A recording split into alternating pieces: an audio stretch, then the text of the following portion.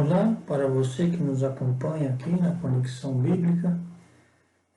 Nós, nas últimas semanas, encerramos o estudo relacionado ao zelo, confiança e gratidão.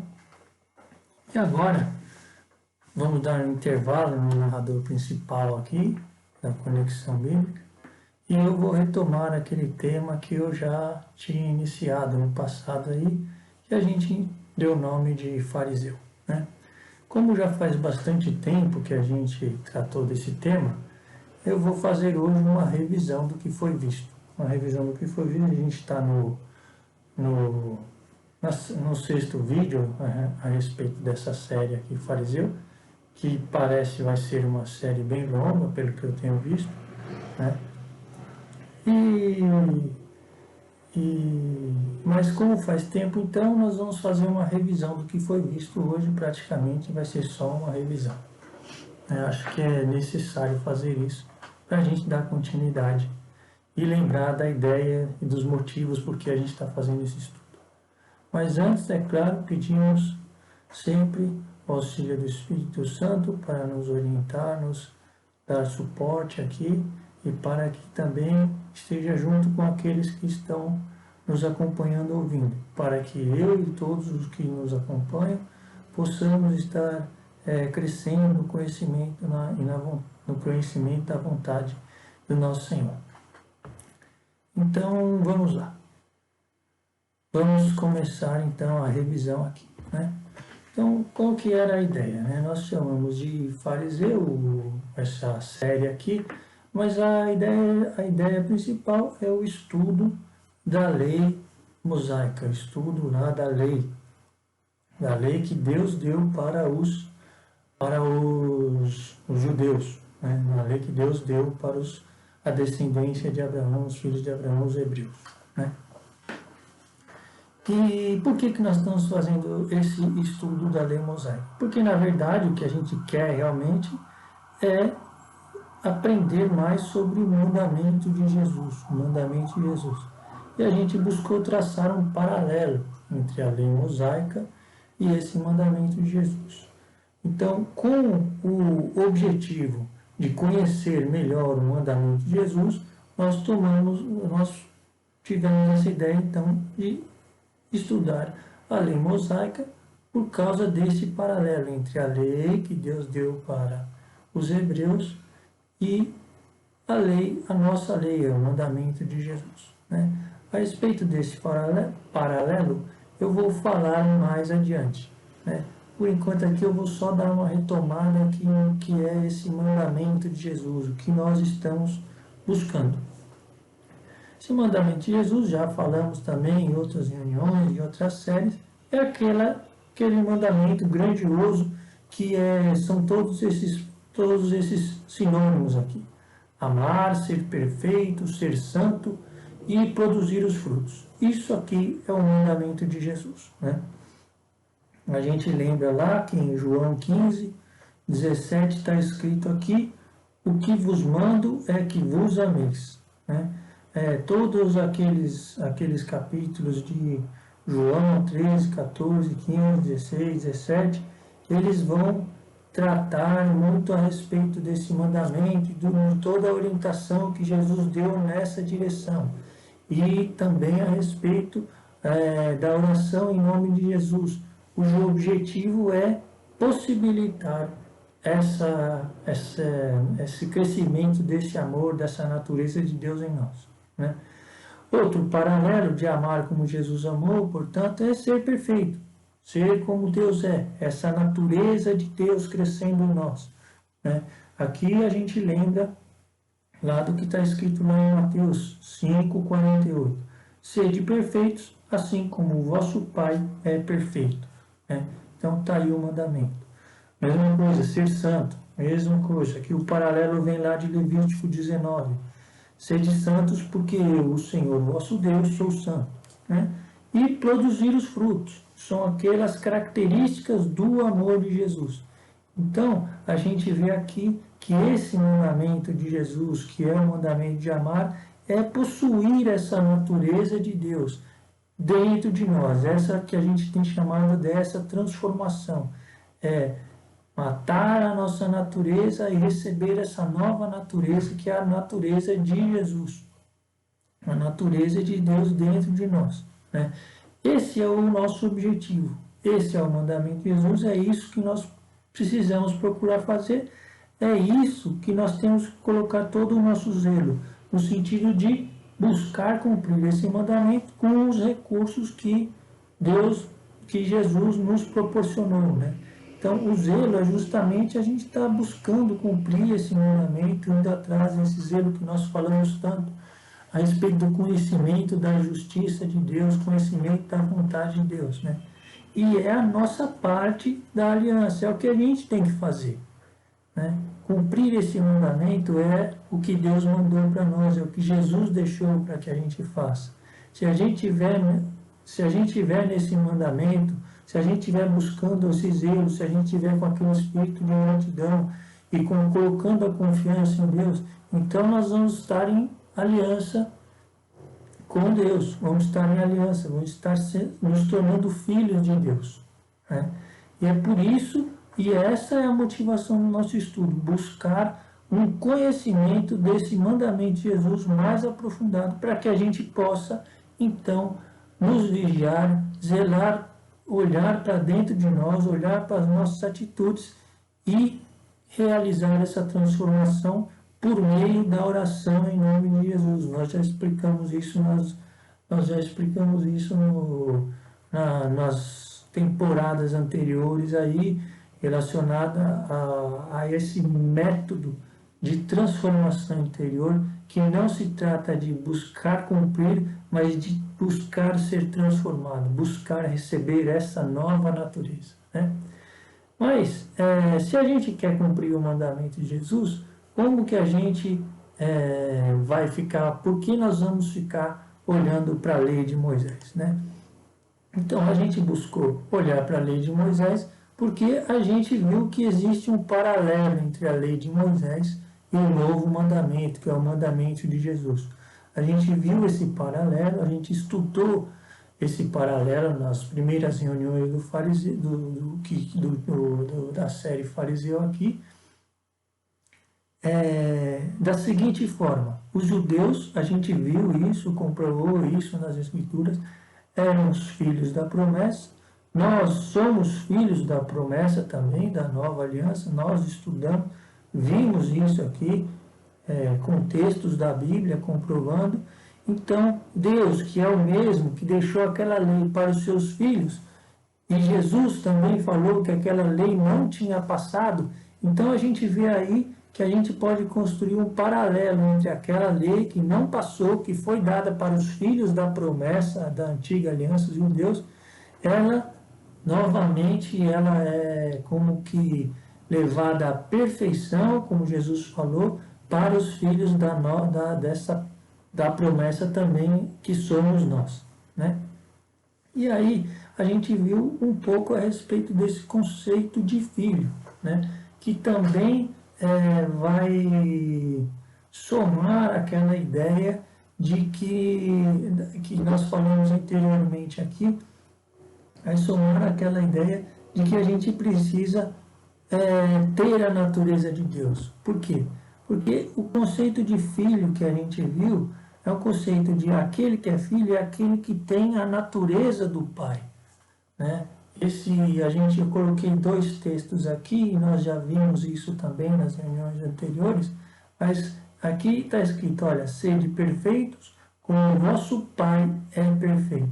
Então, a natureza de Deus, nosso Pai, a natureza de Jesus Cristo, ela tem que ser a nossa natureza. Esse é o mandamento, sede perfeitos, como nós falamos, né? Então, a gente tem que incorporar essa natureza, né? E aqui, para entender também esse conceito, descer esse outro texto, que é um texto grande, aqui nós vimos também, de João 8, de 39 a 44, nesse texto, Jesus vai falar e vai dar esse sentido desse conceito de filho. Jesus está discutindo com os fariseus, discutindo com os doutores da lei, e ele vai dizer, então, nessa discussão, ele vai falar, olha, vocês, se fosseis filhos de Abraão, faríeis as obras de Abraão. Né? Então é nesse sentido, olha, se vocês fossem filhos dele, vocês teriam essa natureza. Vós tendes como pai o demônio, e quereis fazer os desejos de vosso pai. Então aquele que faz, que tem a natureza, o filho tem a natureza do pai. Né? E por isso Jesus chama então filhos do demônio, aqueles que querem fazer as obras do demônio. Né? E esse texto aqui é um texto grande, vai falar em várias partes disso, né? O pai da mentira, o demônio é o pai da mentira, né? Vai falar nesse texto aqui.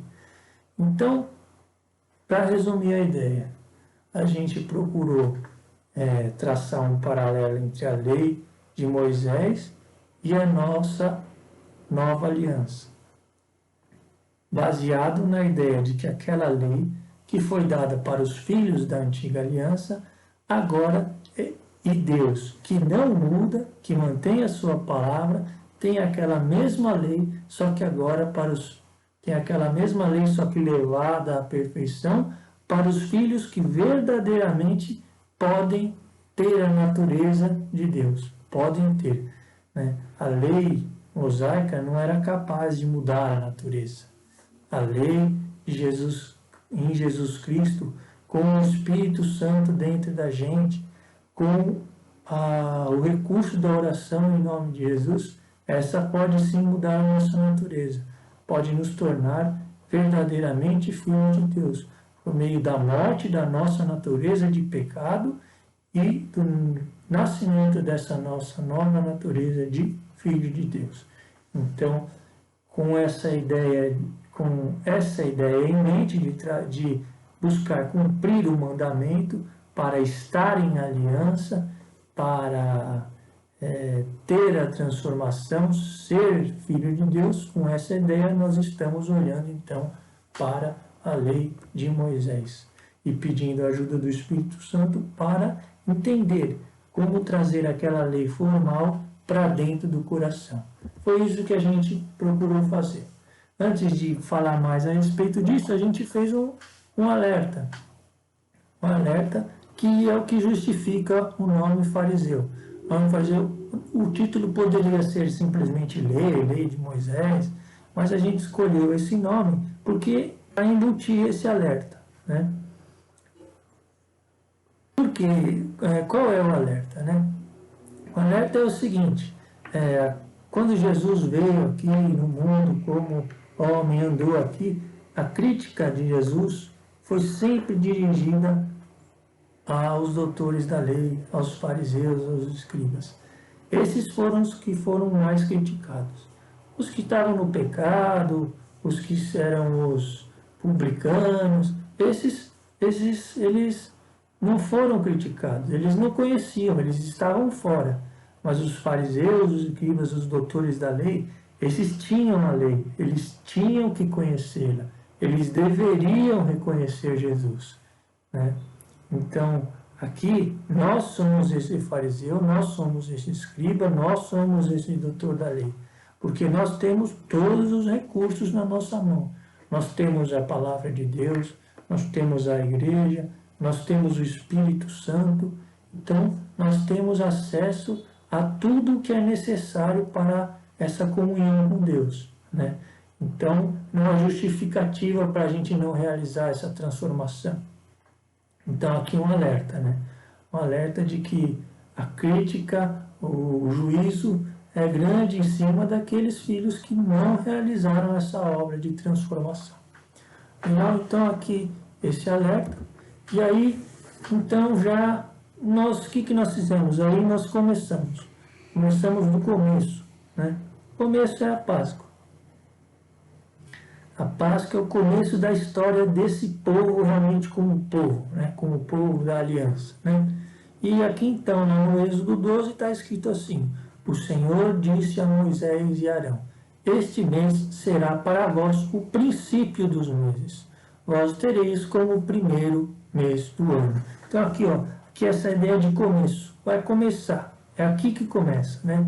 Nós chamamos essa jornada aqui que começa essa caminhada de transformação, de nova vida, com a passagem do Mar Vermelho, com a libertação do Egito, né? Essa jornada rumo à terra da promessa, com a libertação da escravidão do Egito. Então a gente fica ali livre da escravidão do Egito, do jugo do faraó, e o povo judeu, então, livre dessa escravidão, vai começar essa trajetória rumo à terra da promessa, e vai ter que passar pelo Mar Vermelho, vai ter que entrar na Terra Prometida, conquistar a Terra Prometida. São todas etapas que nós vamos ter que realizar na nossa vida, né? E vai especialmente receber a lei de Deus e entrar em aliança. Então nós vemos esse sentido de Páscoa como esse início, como para o cristão, como essa, vamos dizer assim, essa conversão, esse sentido da Páscoa como um momento de conversão, de libertação, né? Nós vimos também o sentido da Páscoa como aquele sentido de um pacto de aliança, da incorporação dos gentios. Aí vocês podem dar uma olhada, é uma coisa interessante, né? A respeito de como que a morte dos primogênitos egípcios proporciona essa possibilidade de que os gentios sejam incorporados, né?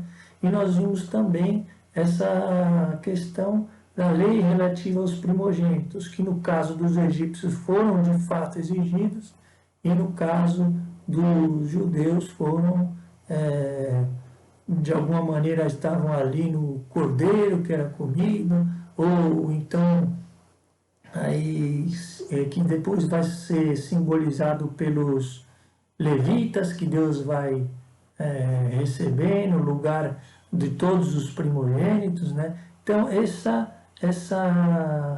Páscoa com esse sentido simbólico de aliança, em que Deus vai receber os primogênitos e vai possibilitar oferecer o seu filho único e primogênito, né? Então, nesse sentido, essa renovação de aliança, que foi feita lá em Abraão, quando Abraão ofereceu o filho a Deus, e Deus deu a promessa da descendência, aqui ela meio que se renova, quando Deus retira os primogênitos do Egito, né? E então essa aliança ela se renova. Então aqui Deus recebe os primogênitos, depois vai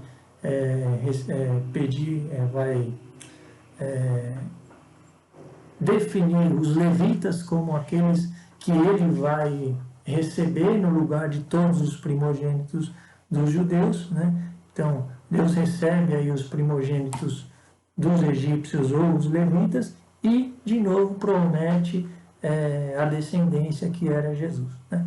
Então aqui começa a caminhada, aqui é o momento da conversão, é o momento do início dessa, ou pelo menos da renovação dessa aliança, que simbolicamente, né? Mais para frente a gente vai ver que essa aliança foi, inclusive, formalmente, ela foi formalmente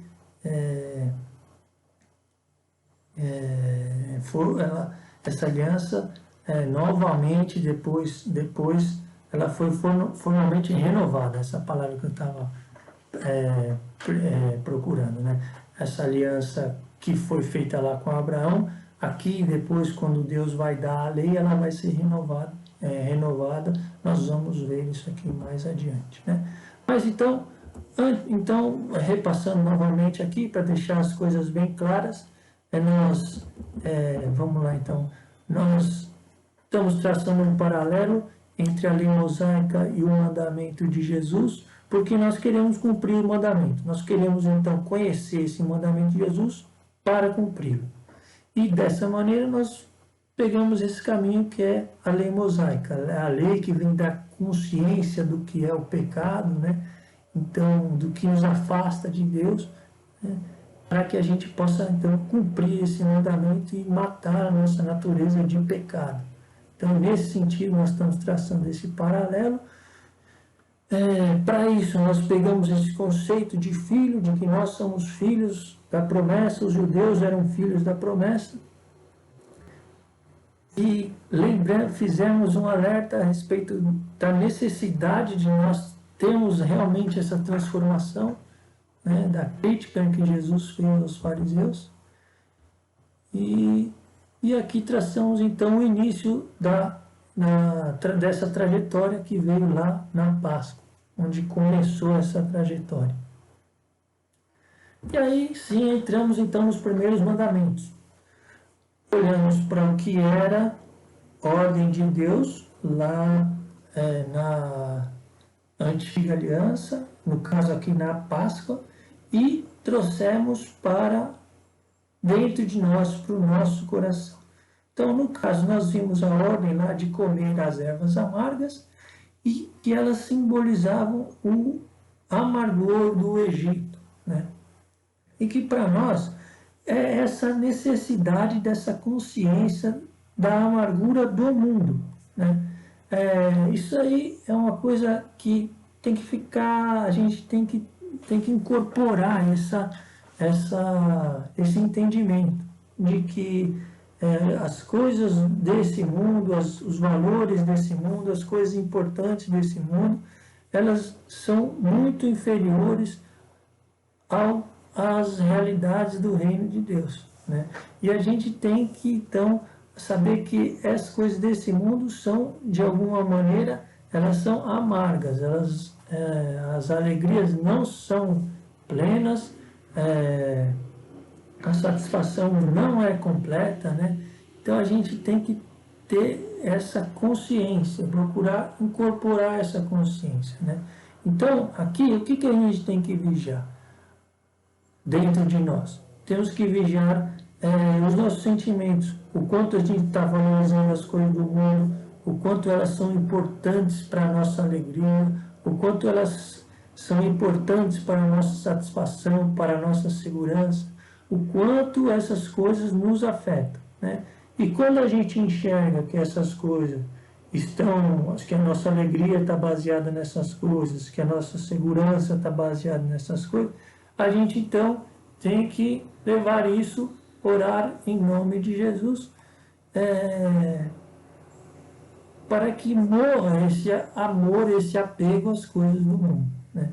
Então temos que ter essa lembrança na nossa mente a todo momento de vigiar o quanto nós estamos nos apegando às coisas do mundo, né? E aqui a questão de comer o cordeiro completo. Comer o cordeiro completo, a gente na época vimos, eu cheguei a mencionar, que ele tem um sentido grande, muito grande, né? E que deu para ver que ele tem um sentido muito grande. E nós pegamos meio que só uma parte pequena nesse sentido, né? Que é a necessidade de meditar nos mandamentos de Deus, meditar, né? Se vocês forem olhar lá os vídeos, é um sentido meio que paralelo, não é essencialmente o que representa comer o cordeiro completo, mas a necessidade de que para a gente praticar o mandamento de Deus é necessário meditar. Então aqui mais um passo importante que vai ser fundamental para a gente cumprir o mandamento. A necessidade de meditar a palavra de Deus. Meditar individualmente, olhar para a palavra de Deus e colocá-la na nossa mente e pensar a respeito dela, dar oportunidade do Espírito Santo falar, né? Se a gente não estiver meditando, a gente vai acabar, não vamos estar comendo o cordeiro completo, né? Vamos estar cometendo erros relacionados ao modo como Deus quer que a gente se comporte, o que Deus quer que a gente faça. Então, aqui, esses dois primeiros mandamentos a gente viu e trouxe para dentro de nós a necessidade de conhecer o amargor do mundo, a necessidade de saber que as coisas do mundo não devem ser valorizadas e a necessidade de meditar a palavra de Deus. E aí sim nós entramos realmente na lei. Aí passou a questão da Páscoa e nós entramos nos primeiros mandamentos que apareceram lá no Êxodo 20 e 21. Né? Os primeiros mandamentos nós vimos era a questão do altar integral, não podia quebrar as pedras do altar, e nós vimos que isso está ligado à unidade dos cristãos. Então aqui, de novo, a necessidade de vigiar o nosso comportamento, cada coisa, cada palavra, cada atitude que vai no sentido de dividir. Cada atitude que vai no sentido de dividir dentro de nós deve ser morta, deve ser tratada, né? A gente deve olhar essa palavra, esse tipo de assunto que eu falo, esse tipo de maneira de me comportar, isso provoca desunião no corpo de Cristo, naqueles que são os meus irmãos. Portanto, essa natureza ela deve morrer dentro de mim. Né?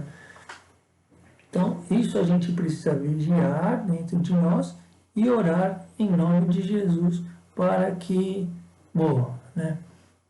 Então,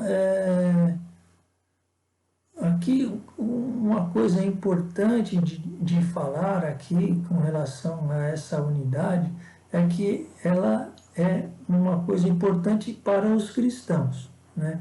E que não necessariamente são coisas grandiosas, são grandes desuniões, grandes brigas, né? É claro que também a desunião grande é um problema, né? Mas a gente não precisa esperar que as coisas se tornem grandes desuniões para que a gente vá agir. Não, pelo contrário, o ideal é que a gente consiga ver esses princípios de desunidade enquanto eles ainda são pequenos dentro de nós. Nas palavras que nós falamos, nas pequenas atitudes com relação aos nossos irmãos, aqueles que creem em Jesus Cristo, que estão nessa caminhada junto com a gente e são próximos de nós. Né? Então, são parentes, são pessoas da igreja. Se a gente estiver vigiando com relação a essa questão, nós vamos enxergar porque o Espírito Santo vai nos mostrar. Se a gente estiver zelando por este mandamento, ele vai nos mostrar. Né? As pequenas palavras, as pequenas atitudes. É claro que os grandes problemas de desunião dentro da igreja, nós devemos orar também. Mas, olhando para dentro de nós, mesmo as pequenas coisas não podem ficar. Né?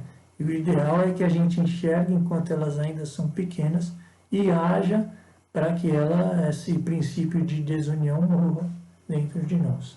Né? Aqui Paulo fala alguma coisa a respeito disso nas cartas, né?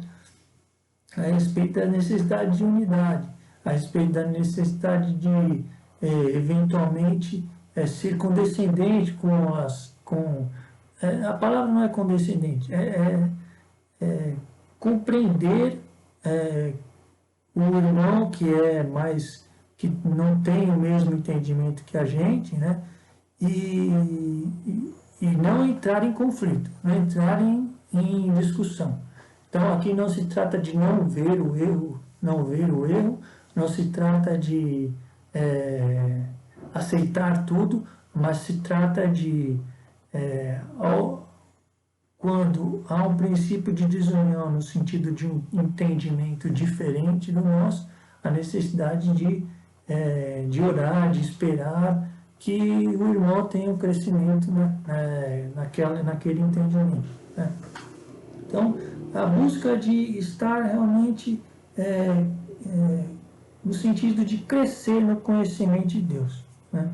No sentido de crescer naquilo que é a vontade de Deus, e não ir buscando evitar todo tipo de divisão, tudo aquilo que causa divisão, que causa discórdia dentro do corpo de Deus.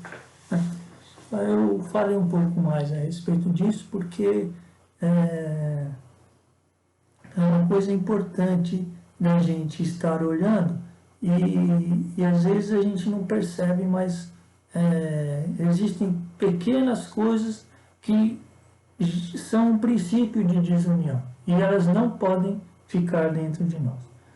E aí a gente viu a respeito do escravo irmão e de lavar os pés, que é justamente um recurso muito importante para você poder ajudar o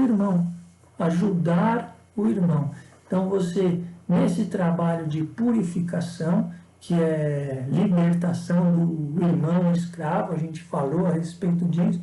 O irmão escravo é aquele que crê em Deus e que está no pecado e que deve ser purificado e que nós estamos enxergando essa falha no irmão.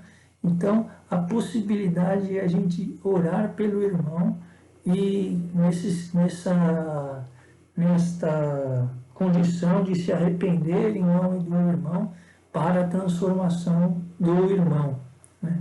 Então, a necessidade da gente, quando a gente está vigiando para cumprir os mandamentos dentro de nós, a possibilidade da gente também realizar essa purificação, essa transformação no irmão.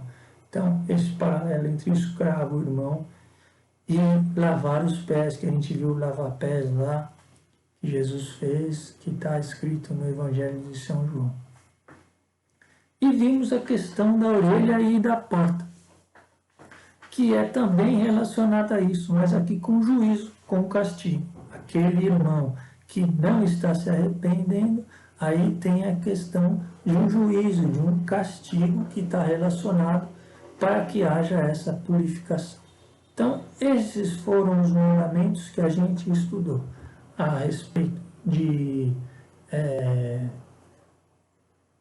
do amargor do mundo, a respeito de buscar meditar a palavra de Deus, a respeito de andar em unidade e a possibilidade de se arrepender e de fazer também, ajudar na transformação do irmão, né? E assim, esses mandamentos aqui, já faz tempo que eu falei a respeito deles, mas eu busquei gravar na minha cabeça eles, eu busquei estar atento a eles. Eu recomendo que, se você concorda com tudo que eu estou falando aqui, você também faça isso. Você também busque gravar esse mandamento na sua cabeça, ter ele na sua mente, porque é isso que a gente tem que fazer. A gente tem que estar zelando pelo mandamento, né? A gente grava tantas coisas aí a respeito do mundo, tantas coisas a respeito da nossa profissão, nossos estudos, né? E aqui a gente estudou essas 5 questões aqui e elas deviam estar decoradas realmente, né? Se você não está se lembrando do que foi falado e você viu, isso aqui é um alerta. Você não está zelando por esses mandamentos. Deveria estar zelando por eles. Se você concordou com o que eu falei, né? Deveria estar zelando por eles, né? Por quê? Porque é assim que a gente vai estar em aliança.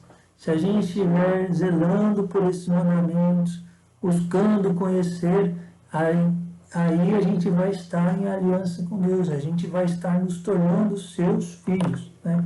Essa é a ideia do estudo, conhecer o mandamento, buscar conhecer o mandamento, né? Então aqui eu coloquei alguns textos que a gente vai dar uma passada, no sentido de ver a importância desse zelo, a importância de andar no mandamento, né? E como buscar cumprir a vontade de Deus é estar em aliança.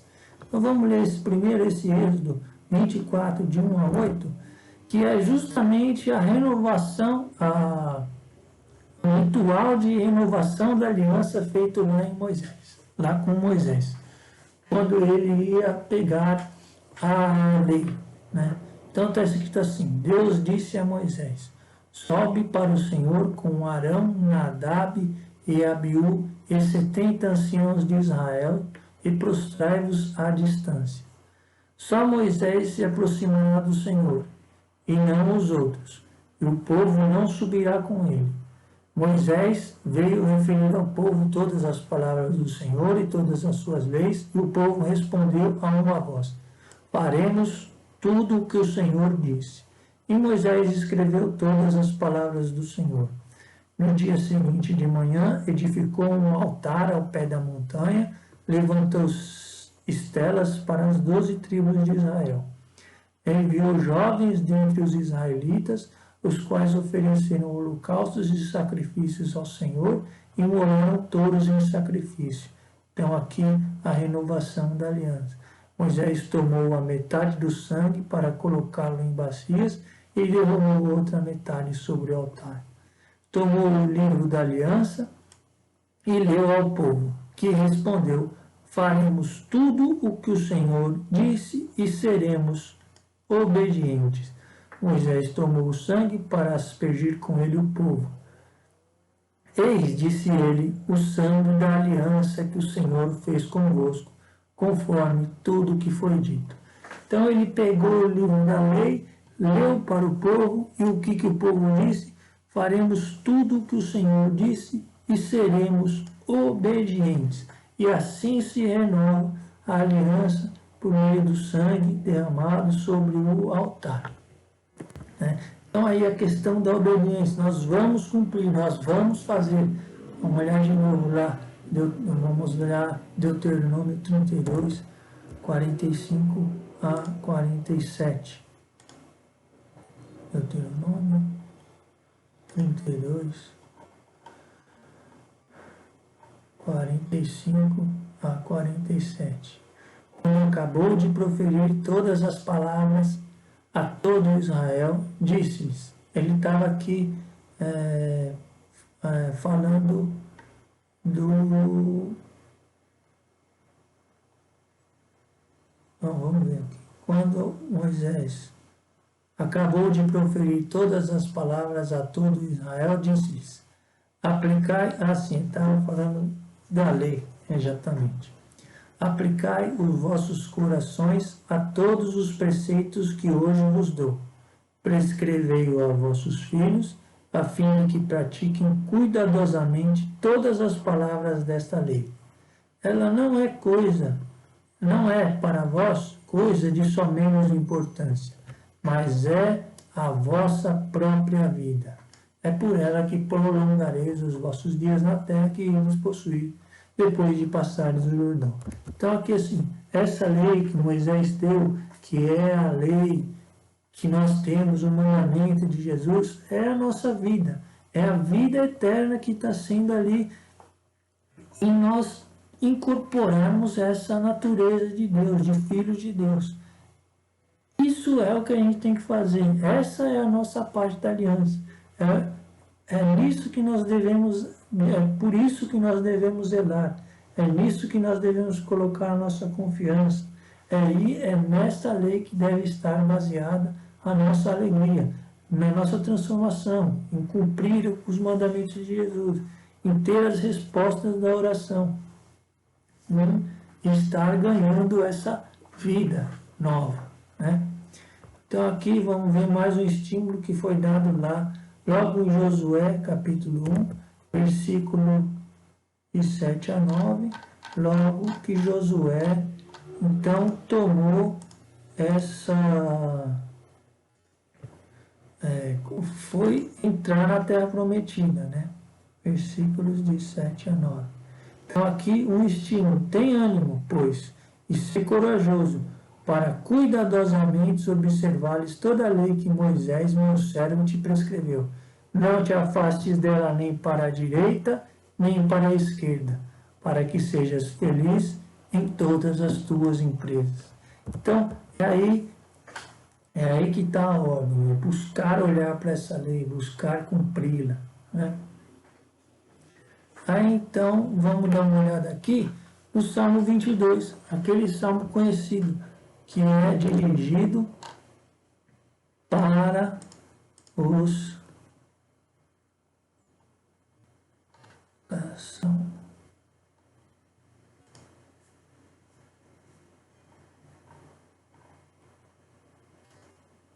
22. Para aqueles que estão andando com o Senhor, Salmo de Davi, o Senhor é meu pastor, nada me faltará. Em verdes prados ele me faz repousar, conduz-me junto às águas refrescantes. Está as forças da minha alma, pelos caminhos retos ele me leva, por amor do seu nome. Ainda que eu atravesse o vale escuro, nada temerei, pois estais comigo. Vosso bordão e vosso báculo são meu amparo. Preparais para minha mesa à vista dos meus inimigos. Derramais um perfume sobre a minha cabeça e transborda a minha taça. A vossa bondade e misericórdia hão de seguir-me por todos os dias de minha vida, e habitarei na casa do Senhor por longos dias. Então, assim, todo mundo gosta muito desse salmo, muito bonito. Nada me faltará, coisa e tal, mas as pessoas, às vezes, podem não prestar atenção que aqui ela começa com uma condição aqui. O Senhor é o meu pastor. Para que tudo isso que está escrito aqui seja verdade, é necessário que o Senhor seja o seu pastor, seja o meu pastor. Né? Então, o Senhor é o seu pastor? Você perguntar isso para as pessoas que acreditam, que acreditam em Jesus, que são cristãos, todos vão responder sim, ele é o meu pastor. Né? Mas como que você sabe que ele é o seu? Por que ele é o meu pastor? Ele é o seu pastor? Né? Aí já talvez alguém tenha dúvida. Bom, não sei porque está escrito que ele é meu pastor. Né? Então, se você não sabe se o Senhor é o seu pastor, é porque provavelmente ele não é o seu pastor. E por isso, se ele não é o seu pastor, tudo te faltará. Né? Porque, e aí você vai ter que correr atrás das coisas por sua própria conta. Né? Porque, o que está escrito aqui em João? Aqui, em João 10, de 14 a 27. Aqui, Novo Testamento, João 10. A gente vai ver então como é que funciona.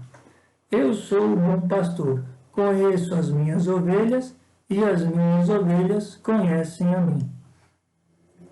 Como meu Pai me conhece e eu conheço o Pai. Conheço as minhas ovelhas, como as minhas ovelhas me conhecem. Como meu Pai me conhece e eu conheço o meu Pai. Então, para o Senhor ser o nosso pastor, a gente precisa conhecê-lo, a gente precisa ouvir a sua voz. As minhas ovelhas ouvem a minha voz, eu as conheço e elas me seguem. Então aqui, para a gente estar em aliança com Jesus, com Deus, para a gente estarmos nos tornando filhos de Deus, para a gente ser uma ovelha que está com o Senhor como nosso pastor, é preciso conhecê-lo, é preciso buscá-lo, é preciso estar realmente em aliança, cumprindo a sua voz, conhecendo a sua vontade, conhecendo o seu nome. Assim como está escrito lá no Salmo 90, né, que eu não vou abrir, mas todo mundo pode olhar lá depois, né? Começa também aquele que habita sob a proteção do Altíssimo e mora à sombra do Onipotente. Veja, não é todo mundo, é só aquele que habita você habita sob a proteção do Altíssimo, você mora à sombra do Onipotente, e você precisa morar lá, você precisa habitar lá, né? E para você habitar lá, tem que estar em aliança, tem que ter Deus como Pai, tem que estar cumprindo os mandamentos, tem que estar se renovando, tem que crer em Jesus, tem que buscar ouvir o Espírito Santo, tem que buscar matar toda desunião, tem que buscar orar pelo irmão, tem que buscar meditar a palavra de Deus e tudo mais que a gente vai ver para frente, né? Agora está chegando já no final do nosso estudo aqui. Não, ainda tem um pouco de tempo, então Vamos dar uma olhada aqui no Mateus, que é mais ou menos essa mesma ideia. Mateus 6. Mateus, capítulo 6, 24 a 34, vai falar essa mesma coisa. Sempre são esses textos que parece que é um monte de coisa que você vai ganhar, que você vai receber, mas que as pessoas não se atenham à necessidade de algumas condições que vão fazer você começar a incorporar essa natureza de Deus, começar a enxergar as coisas de uma maneira diferente, começar a valorizar as coisas de uma maneira diferente, começar a ter essa natureza de Deus aqui na Terra, né? De Jesus. Então, quando a gente começa a incorporar essa natureza de Jesus, quando a gente começa a ter o Senhor como nosso pastor, então a gente vai realmente sofrendo uma transformação. E aí a gente vai deixando as coisas na mão de Deus e vamos realizando só o que Ele nos manda. E aí é Deus que vai cuidar, se a gente estiver cuidando de cumprir a nossa parte da aliança. É justamente assim que começa o texto. Ninguém pode servir a dois senhores, porque ou odiará um e amará o outro, ou se dedicará a um e desprezará o outro. Não pode servir a Deus e a riqueza.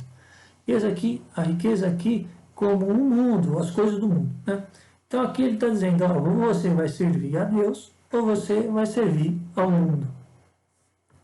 Então, o texto começa com esse enfoque, entendeu? Você pode estar buscando a Deus, ou você pode estar buscando ao mundo. Portanto, então, dessa maneira, eis que vos digo, não vos preocupeis com as coisas da vossa vida, pelo que comereis, nem por vosso corpo, pelo que vestireis. A vida não é mais do que o alimento, e o corpo não é mais do que a veste. Então, o que está dizendo aqui? Olha, não é para você preocupar com essas coisas, porque se você estiver se preocupando com essas coisas, você vai estar servindo a riqueza. Portanto, não é para você preocupar com essas coisas. Aí vai falar das aves que não semeiam nem ceifam, e vosso Pai Celeste as alimenta. E nós, como filhos, valemos muito mais que elas, né?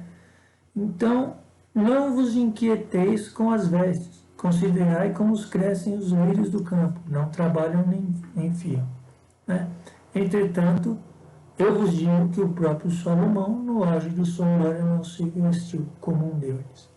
Se Deus veste assim a erva dos campos, que hoje nasce e amanhã será lançada ao fogo, quanto mais vós, homens de pouca fé. Não vos aflijais, nem dirais. Você vê a insistência aqui. Nem digais que comeremos, que beberemos, com que nos vestiremos. São os pagãos que se preocupam com tudo isso. Ora, vosso Pai Celestial sabe que necessitais de tudo isso.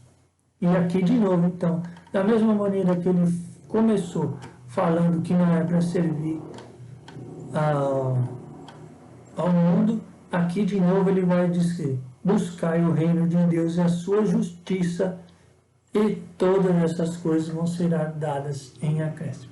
Então, essas coisas que Deus sabe que são necessárias para a vida aqui com o objetivo de realizar a transformação, de nos tornar filho, de receber essa natureza de Deus.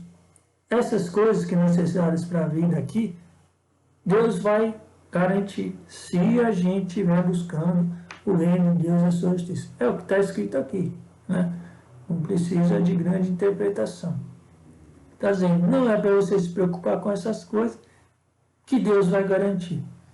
E você é para buscar o reino de Deus e a sua justiça, né? Então, não se preocupe com o dia de amanhã. Então, não é para se preocupar com amanhã, a cada dia basta o seu cuidado. Então, tudo isso aqui é claro que a gente vai ter que aprender como fazer isso. Como cuidar apenas do dia de hoje. Como cuidar apenas desse dia de hoje. a gente vai aprender como cuidar desse dia de hoje, a hora que a gente estiver conhecendo a natureza de Deus, sabendo como que nós devemos nos comportar com relação a cada coisa que a gente realiza no dia a dia, né? Então, quando a gente estiver começando a trabalhar no nosso dia a dia, fazer as coisas do dia a dia, buscando em primeiro lugar o reino de Deus, aí sim nós vamos então estar em aliança com Deus. O Senhor vai ser o nosso pastor e Ele que vai cuidar da provisão necessária para o dia a dia e muito mais ainda, vai dar vamos ter acesso a todas aquelas promessas que nós vimos lá no estudo do zelo, da confiança e da gratidão, aquelas promessas relacionadas à vida eterna, à natureza de Deus, ao Espírito Santo, a todas aquelas promessas que são eternas, né? Que começam aqui e se estendem para a eternidade. Então aqui a necessidade então da gente estar em aliança, cumprindo o mandamento, olhando para a lei, com zelo, olhando para dentro de nós, com zelo e nas pequenas coisas, matando aquilo que é natureza humana por meio da oração em nome de Jesus e recebendo a natureza de Jesus, né? Então agora sim, a gente está chegando ao fim, tem mais 10 minutinhos aqui, e a gente vai simplesmente fazer a leitura das próximas leis que nós vamos tratar, que vai estar lá no Êxodo 21, de 12 a 35. São esses três aspectos aqui, eu já vou dar a letra do que nós vamos falar a respeito. São a questão de homicídios, brigas e a questão de responsabilidade. Eu dividi nesses três temas aqui, esse texto aqui, que tem alguns mandamentos. E a gente vai procurar estudar esses textos nas próximas semanas. A gente vai estudar esses textos que tem essas três questões aqui. Nós vamos estudar esses textos e procurar então deles tirar mais alguns mandamentos que a gente tem que olhar para dentro de nós, né? Olhar para dentro de nós para buscar cumprir, buscar essa natureza de Deus dentro de nós. Então vamos hoje só fazer uma leitura desse texto e entender não aquilo que é para dentro de nós, não a revelação do Espírito Santo, mas entender o que está dizendo lá, as palavras, entender o que ele está dizendo simplesmente, né? Interpretar o texto. É isso que a gente vai fazer hoje aqui para finalizar. E aí vamos ficar meditando essa semana. Semana que vem a gente vai aí sim buscar começar a entrar nesses outros mandamentos. Sempre lembrando a necessidade de que, se você está concordando com o que eu vou, com o entendimento que eu estou tendo a respeito deles, a necessidade de incorporar essas coisas. Fundamental, né? Então vamos lá, Êxodo 21, de 12 a 35. São esses os textos. A gente tinha parado logo antes disso, tá?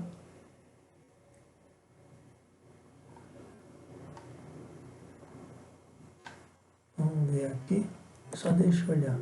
De 12 a 35. Então a última coisa que a gente tinha visto era por aqui, ó.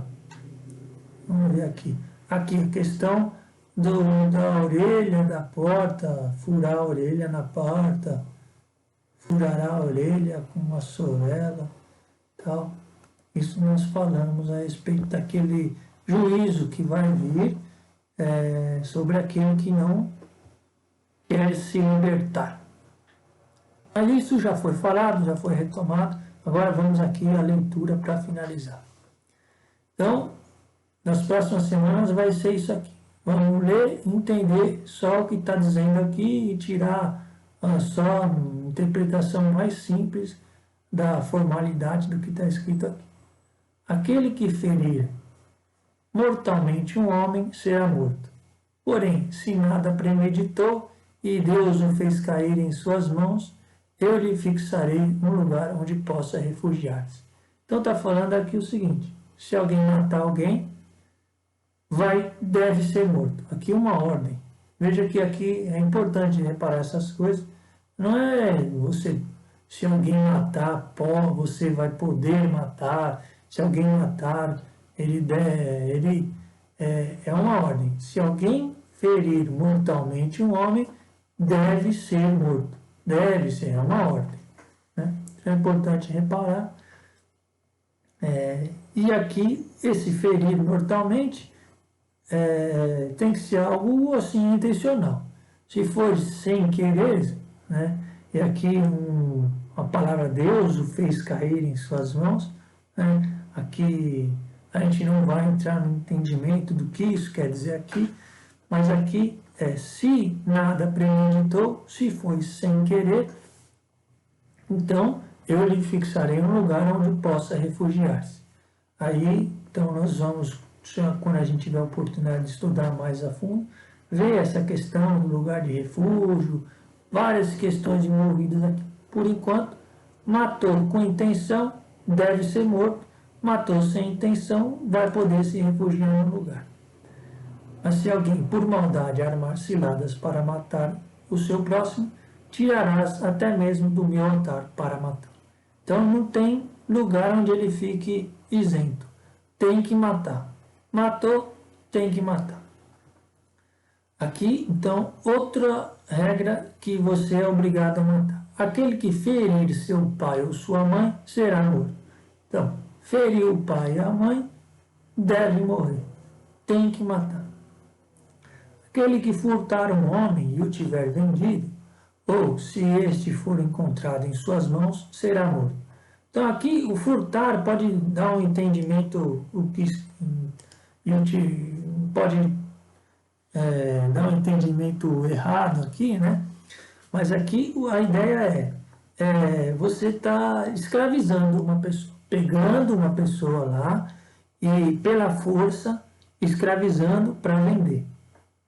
Ou se pegou ele você vai vendê-lo, né? Isso aqui, quando a gente for estudar um pouco mais a fundo, a gente vai ver esse sentido que eu estou falando aqui, esse sentido de que isso aqui está querendo dizer a respeito de escravizar. Tem outros textos que esclarecem isso. A gente não vai ler hoje, mas é porque a palavra furtar aqui você pode entender que é um tipo de roubo, mas não. Está furtando o homem, você está pegando a pessoa e vai vender ela. Então você está escravizando. Né? A gente já falou um pouco a respeito do escravo. Tinha condições que a pessoa se tornava escravo. Né? Escravo porque tinha uma dívida, a gente já viu isso. Né? Mas aqui no caso de você, sem a questão de dívida, sem nada disso, pegou uma pessoa para vender, escravizou, deve ser morto. E aqui, quem amaldiçoar seu pai ou sua mãe será punido de morte. Então aqui, do 12 até o 17, é o que eu dividi aqui como homicídios.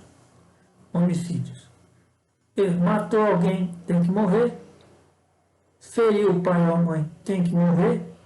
Escravizou alguém, tem que morrer. E amaldiçoou o pai e a mãe, tem que morrer. Então, é isso aqui, essa primeira regra. Agora a gente vai entrar na questão das brigas, a partir do 18. Quando em uma contenda entre dois homens, um dos dois ferir o outro com uma pedra ou com um punho, sem matá-lo, mas o obrigar a ficar de cama, aquele que feriu não será punido se o outro se levantar e puder passear fora com seu bastão, mas o indenizará pelo tempo que perdeu com os remédios e os remédios que gastou. Então aqui é o seguinte, estava dois brigando, um feriu, não matou, mas feriu o outro, ele não vai ser punido, esse que feriu o outro, se o outro conseguir levantar e passear e sair fora. Né? Vai só pagar o remédio. Né? Então, é isso que está dizendo aqui, olha, brigou, um bateu no outro, apanhou, mas não ficou muito mal, não ficou tão mal, consegue andar, caminhar, então beleza, vai ter que pagar os remédios. É isso que está dizendo aqui. Se um homem ferir seu escravo ou sua escrava com um bastão, de modo que ele morra sob sua mão, será punido. Se o escravo poder sobreviver 1 ou 2 dias, não será punido, porque ele é propriedade do seu senhor. Então aqui a questão, aqui é com um homem, no 18 e 19, se ele ferir um homem tem que pagar os remédios. Se ele ferir o escravo e o escravo ficar vivo por 1 ou 2 dias, não tem problema nenhum. Se o escravo morrer direto, aí tem que ser punido. Então, aqui a gente vê uma questão interessante. Aqui, sem entrar na questão espiritual, o entendimento, nada disso, o que essa lei quer dizer para nós, isso nós vamos entrar mais na frente, né? Mas aqui entendimento aqui só da lei mesmo e da lei de Deus, lembrando aqui que essa é a lei de Deus, né? Você vê aqui a questão da propriedade, aqui um valor grande que a propriedade tem, né? A ponto de ir até sobre a vida do outro, do escravo, no caso aqui, né? Então, obviamente a gente está no YouTube aqui, tem que falar o óbvio, né? Ninguém aqui é a favor de escravidão, nada disso. A gente está só lendo aqui e nem Deus é a favor, claro, muito pelo contrário, né? Deus é a plena libertação, né? Mas aqui, o que acontece na lei é que Deus usa dessa condição humana aí, de escravidão, que teve presente por muito tempo na história, e até hoje está em alguns lugares aí, né? Deus usa dessa que é a pior condição entre a pior condição de relação humana aí, Deus vai usar dessa para revelar alguns valores, né? Então aqui a questão da propriedade, que a gente nem vai falar nessa série, nessa sequência aqui, mas na próxima sequência que eu for falar, provavelmente a gente vai entrar sim nessa questão da propriedade. Porque depois desse Êxodo 21, de 12 a 35, vai entrar um assunto relativo à propriedade. E a gente vê aqui um valor importante aqui, né? É até meio chocante a questão aqui quando se relaciona ao escravo e quando você olha só na letra da lei aqui, né? O que a gente vai fazer mais para adiante é entender isso para dentro de nós, né? O que isso é para dentro de nós. Então agora aqui vamos para o 22. Se homens brigarem e acontecer que venham a ferir uma mulher grávida e esta der à luz sem nenhum dano, eles serão passíveis de uma indenização imposta pelo marido da mulher, e que pagarão diante dos juízes. Mas se houver outros danos, urge vida por vida, olho por olho, dente por dente, mão por mão, pé por pé, queimadura por queimadura, ferida por ferida, golpe por golpe. Então aqui é o seguinte: 2 homens brigaram e acontecer de ferir uma mulher, né? Todas essas leis são uns casos bem estranhos, mas essa é o mais estranho, né? Tinha 2 homens brigando e eles feriram uma mulher que estava para dar à luz, né? Uma situação bem peculiar aqui. Mas o que a gente vê aqui também, sem nenhum aprofundamento, só olhando para a letra em si, né? A gente vê aqui uma questão até para basear esse sentido de ser aqui realmente contra o aborto, né? Aqui, você vê aqui que ele diz, ó, se houver danos, urge vida por vida, olho por olho. Quer dizer que se aqui, e essa der à luz sem dano, serão passíveis de indenização. Se houver dano, urge vida por vida. Então aqui ele está tratando do bebê ali, dentro da barriga da mãe, já pesando ou sendo equivalente a uma vida, realmente. Então, se você matar o bebê ainda que dentro da barriga da mãe, vai ter o mesmo peso daquela morte aqui, ó, que a gente viu no 12 aqui, ó. Vai ter que matar, vai ter que dar vida por vida, né? Então, Então, só de olhar aqui para essa lei, sem entrar no entendimento mais aprofundado, só na letra mesmo, você vê aqui uma base para essa questão aqui de ser contra o aborto. Né? Interessante isso. Mas não é. Isso aqui é só um entendimento meio superficial realmente. Né? Mas também faz parte. Né? Também aqui são revelados princípios de Deus. Né? E é claro que em outra parte da lei vai ponderar aí idade de criança, jovem, adulto, velho, né? É interessante, isso também tem esses pesos, mas aqui a rigor é assim, vida por vida. Então o bebê lá já é uma vida, matou, vai ter o mesmo a consequência de ter matado uma outra pessoa. Né? Se um homem ferindo seu escravo ou sua escrava atinge-lhe o olho e o faz perdê-lo, o deixará ali ir livre em compensação do seu olho. E se lhe deitar fora um dente, o deixará ir livre em compensação do dente. Então aqui, para finalizar a parte de brigas, essa questão aqui do homem ferir o escravo perdeu uma parte do seu corpo, perdeu um olho, perdeu um dente, feriu, danificou, o escravo tem que ser libertado. Né? Acabou a parte de briga, agora vamos para a parte final, que é a parte que eu chamei de responsabilidade. Né? Que vai até o 35. Se um boi ferir mortalmente um homem ou uma mulher com as pontas do chifre, será apedrejado e não se comerá a sua carne, não vai comer a carne do boi. Mas o dono do boi não será punido. Porém, se o boi já era acostumado a dar chifradas e o dono, tendo sido avisado, não o vigiou, o boi será apedrejado. Se matar um homem ou uma mulher, e seu dono também morrerá. Então, se o boi já era acostumado, se o dono já sabia que já tinha sido avisado e não vigiou, então vai matar o boi e vai matar o dono também. Né? Se para resgatar sua vida lhe for imposta uma quitação, ele deverá dar todo o preço que lhe tiver sido imposto. Então aqui tem uma possibilidade aqui, ó. Se o cara as pessoas que sofreram a perda do familiar, aquela pessoa querida, né, falam, não,